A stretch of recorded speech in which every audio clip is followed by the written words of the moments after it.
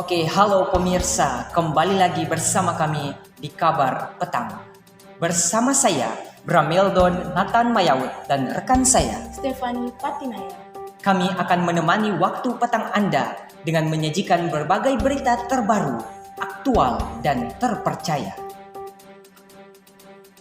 Berita yang pertama, pemirsa, pada Senin 21 November 2022, pukul 13.21 waktu Indonesia Barat, terjadi gempa berkekuatan 5,6 magnitudo dengan kedalaman 10 km di Kabupaten Cianjur, Jawa Barat, Indonesia.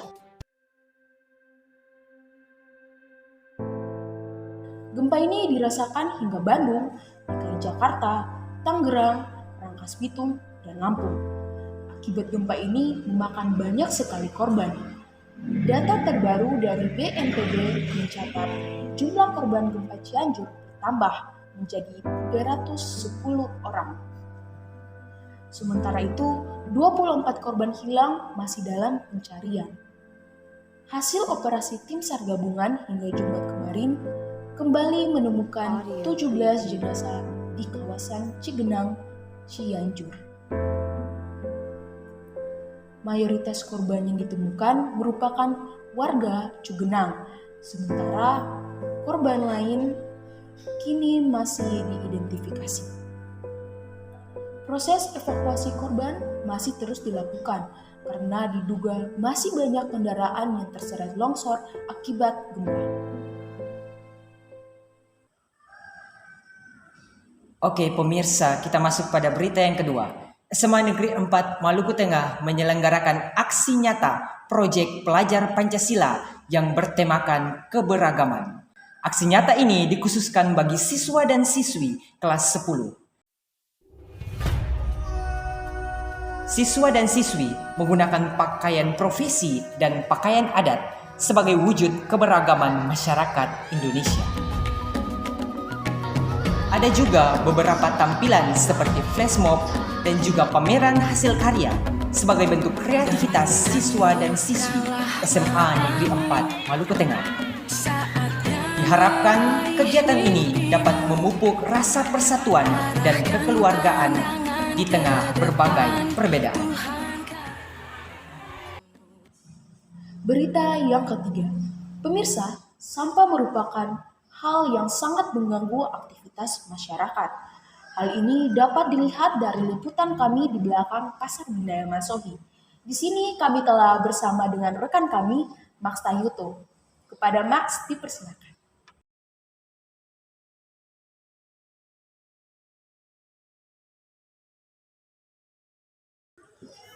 Ya, terima kasih Stefani dari studio. Di sini dengan saya Max Dehuto di lokasi terkait dengan pembuangan sampah.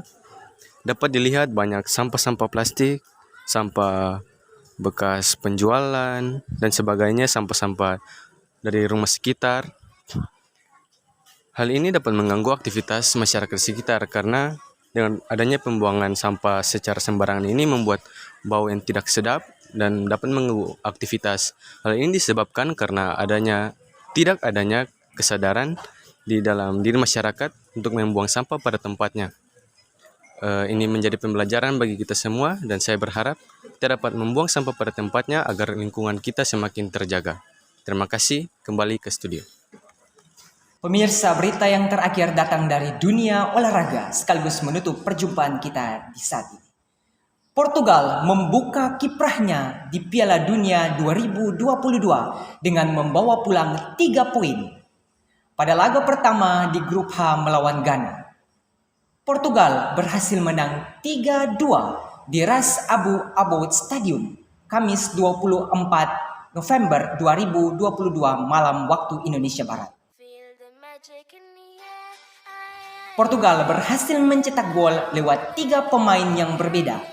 Cristiano Ronaldo lebih dulu membuka gol di menit ke-65 via tendangan penalti.